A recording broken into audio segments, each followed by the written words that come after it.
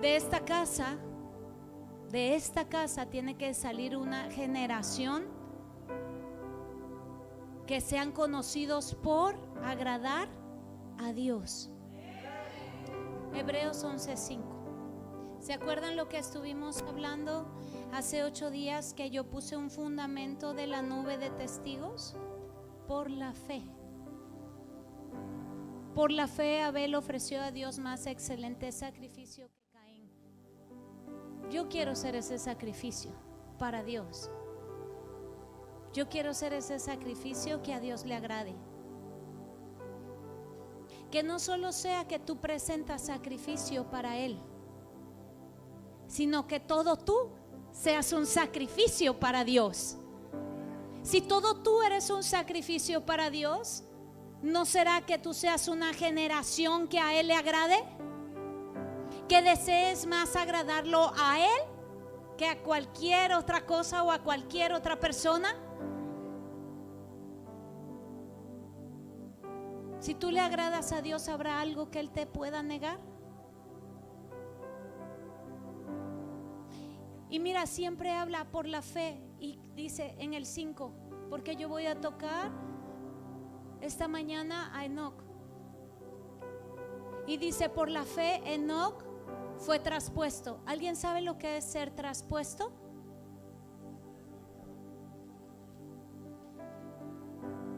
Quiere decir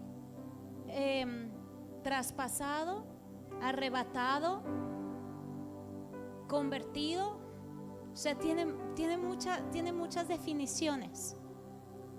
Pero traspasado, ¿a dónde fue traspasado? Y dice, por la fe Enoc fue traspuesto para no ver muerte. Y no fue hallado porque ¿qué? Y antes que fuese traspuesto, tuvo testimonio de haber agradado a Dios. ¿Cuál habrá sido la condición para que Enoc haya sido traspasado? Para que no viera muerte. ¿Ustedes sabían que Enoc no había muerto? Están muy callados, me preocupa. Agradar a Dios. Hijo, tuvo testimonio, o sea, no solo por Dios. Porque te imaginas que Dios diga, wow, ese hijo mío, yo doy testimonio de que me ha agradado. Que el mismo Dios se levante y diga, yo doy testimonio de que me ha agradado con sus obras y su caminar. No es la gente, no es solo los que estaban alrededor, el mismo Dios dando testimonio por Enoc. Y a mí hay algo que me encanta de Enoc, es algo. Él es uno de los 24 ancianos. Y él es uno de los que forma parte de la nube de testigos. O sea, no está solo en un lugar. Y si Enoc pudiera venir en este momento, ¿qué crees que sería su testimonio delante de nosotros? ¿Cuál? El que siempre quiso agradar a Dios. Enoc significa dedicado para el Señor. ¿Cuántos Enoc hay en esta mañana? Esas son Enocas, como decía mi papá. Dile a la de al lado, hola Enoca. Entonces nosotros tenemos que hacer ese testimonio para Dios. Nosotros tenemos que tratar de agradarle a Dios. Y entonces el nombre de Enoc significa dedicado para el Señor. ¿Y sabes qué es eso en este tiempo? En este tiempo es uno de los tiempos más fuertes, donde las generaciones que están ahora y aún los que conocen de Dios se han conformado con una relación mediocre, con una relación de vengo los domingos a la iglesia por tradición, me levanto de vez en cuando a hacer ciertas cosas para Dios, pero sin saber que puede salir poder de ellos y no son dedicados a las cosas de Dios.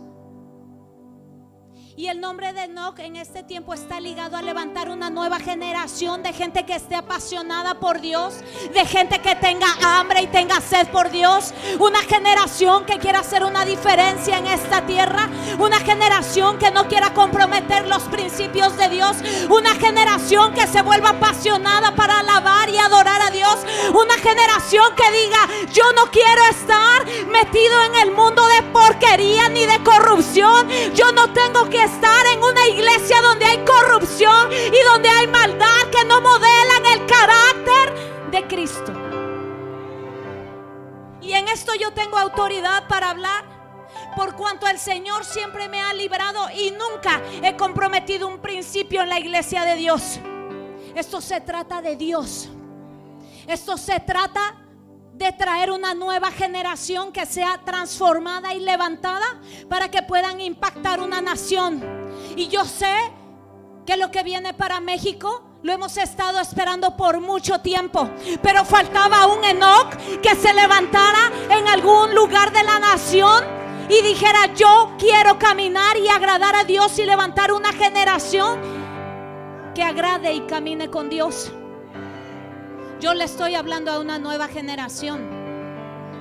Yo le estoy hablando a una generación que quiere ser diferente, una generación que quiere caminar como Enoch lo hacía con el Padre, una generación que diga: yo estoy dispuesto a morir a mis propios deseos, a morir a las propias cosas que yo quiero, para morir por el reino de Dios. Si tú te pusieras a indagar cuándo fueron los mayores avivamientos en esta tierra, sabrías que fue en un tiempo como el que estamos viviendo ahora. Y entonces eso nos daría como el entendimiento que Dios está esperando hacer algo, pero no ha podido hacerlo, porque tal vez no ha encontrado esa generación que diga: yo quiero caminar agradando a Dios. Porque honestamente no es fácil. ¿A alguien le fue fácil dejar los deseos de la carne? El comer, el dormir, la depresión, la ansiedad. A ver, ¿cuál es más? Dime cosas de la carne.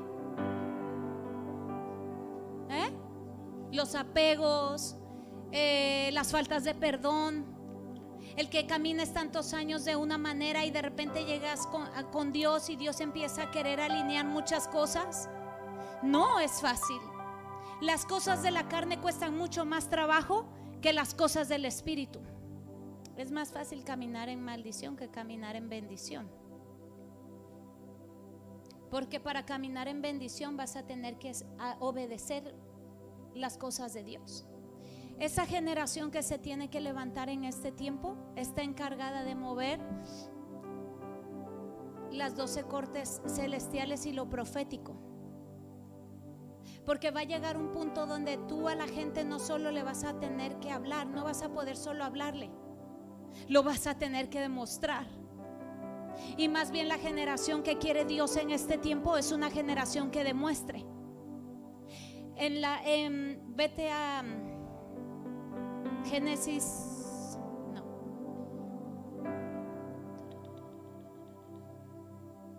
Vete a Josué 10:13. Tiene que llegar un punto de la vida de nosotros que estemos tan en la profundidad con Dios y tal en ese agradarle a Dios que ni siquiera tengas que decirle quién tú eres en Dios, sino que tus hechos y tus acciones demuestren quién eres en Dios. ¿Alguien está entendiendo lo que yo estoy diciendo? Estoy diciendo que si hay alguien que está enfermo, tú no le vas a ir a decir: pues yo soy cristiano y tengo un Dios que puede sanar. No, tú vas a orar y la persona se tiene que sanar. O nos puede pasar como Pablo, que solo por la sombra él iba sanando a la gente, ni siquiera tenía que orar. Solo porque él llegaba a ese lugar la gente era sana o era libre. Pero eso no lo vas a lograr con 10 minutos de oración todos los días, ni con venir un domingo a la iglesia cada 20 años, ni porque camines en desobediencia. Llegar a tales magnitudes del poder de Dios quiere decir compromiso con Dios y caminar con Dios. Dice ahí, y el sol, vamos a ver, ayúdenme porque están como durmiendo.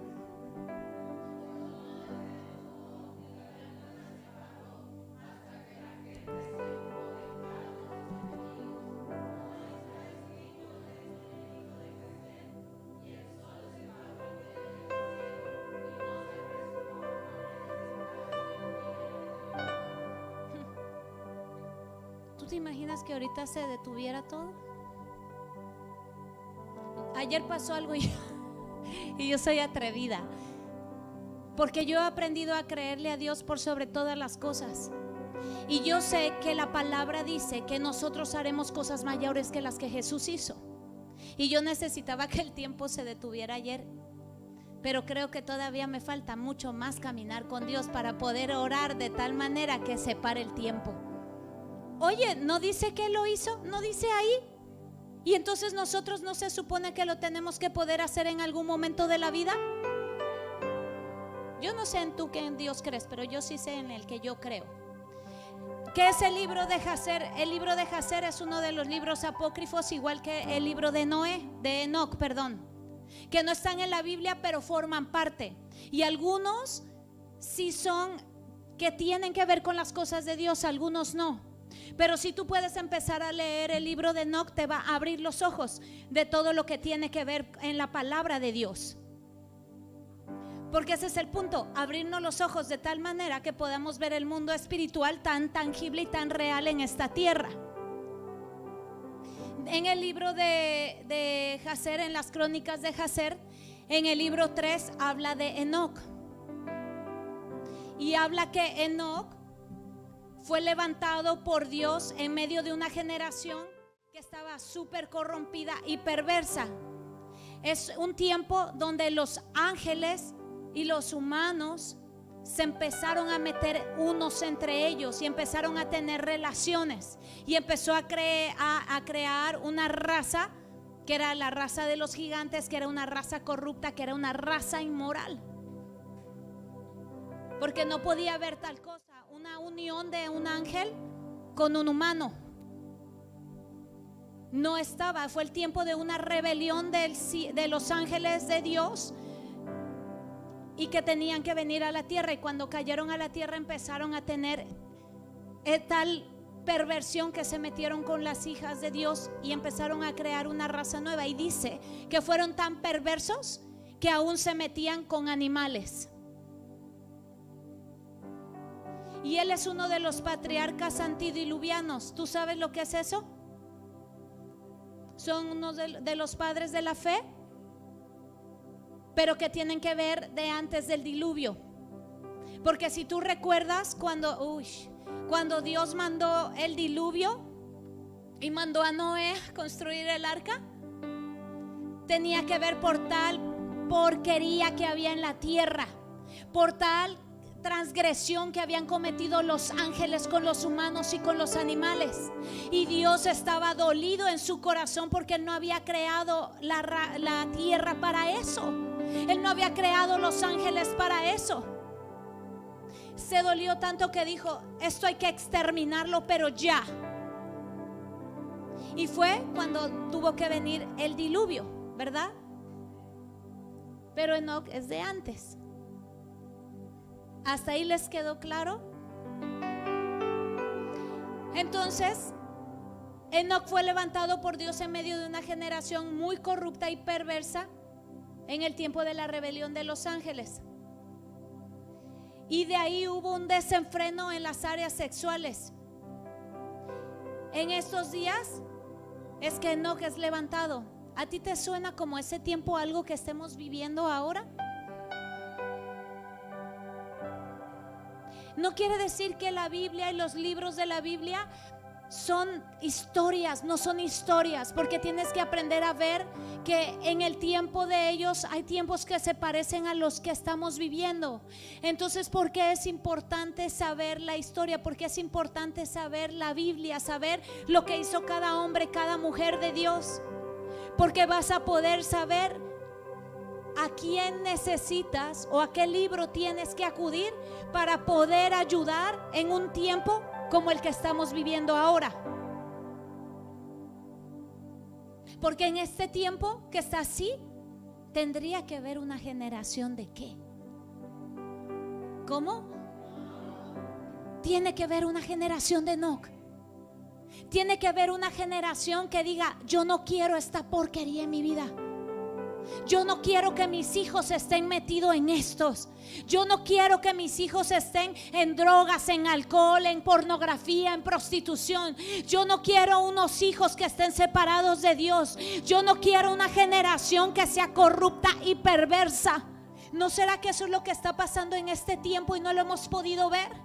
Y nos hemos conformado con sentarnos ahí a oír la palabra para nosotros. Y Dios está diciendo: hey, yo no te traje a un lugar por ti nada más. Yo te traje a un lugar para que tú seas levantado y transformado, para que tú seas el uno en tu familia que haga un cambio y se levante para traer una nueva generación. Y pasó que entonces Enoc ya no quería estar un día, sino estaba 3 días. Y luego estaba 7 días. ¿Están aquí o los perdí? Y pasaba 7 días. Y cuando él se dio cuenta, la gente lo seguía aún más. Ya no era uno, ya eran mucho más. Porque quedaban maravillados de lo que él hablaba. Y entonces la gente empezaba a venir porque decían: cuánta sabiduría hay en ese hombre. Wow, cuántos milagros puede hacer. Y cuando él salía de ese lugar, la gente empezó a cambiar la corrupción por amar las cosas de Dios. Porque veían lo que pasaba con Enoc por estar en ese lugar y decían: yo quiero eso. Estoy enfermo, pero yo quiero ser sano. Estoy atado, pero quiero ser libre. Y entonces Enoc empezó: no me es suficiente. No me es suficiente, quiero más.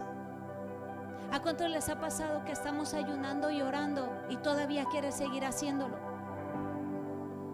Porque en las cosas espirituales no es lo mismo que en lo terrenal. Cuando tú en lo terrenal tienes hambre y comes, ya se te fue el hambre. Ya es más, no quieres ni ver comida. Pero en lo espiritual, cuando tú comes, tienes más hambre. Cuando tú comes, tienes más hambre. Cuando tú vas a la presencia, quieres más de la presencia. Cuando lees la palabra y te es revelada, quieres meterte más en la palabra. Cuando ves que viene un milagro, cuando ves que viene una contestación de Dios, quieres ver más contestaciones de Dios y quieres ver milagros. Entonces en lo espiritual se desata un hambre y una sed por la presencia y por las cosas de Dios. Y eso que estaba pasando con Enoc empezó a pasar con toda la gente. Y empezaron a seguir a Enoc. Y fue tan así que vinieron un montón de reyes de otros lugares a buscar a Enoc. Porque lo que estaba pasando en ese lugar, en ese tiempo de maldad, estaba impactando en los lugares que estaban cercanos. Y empezaron a escuchar. Ahí, en el lugar donde nadie pensaba que iba a hacer algo, y decían: ahí están, donde empieza el mundo o termina el mundo. Ahí donde nadie les hace caso. Esa iglesia que va a crecer, esa iglesia que va a haber milagros, no lo van a poder lograr.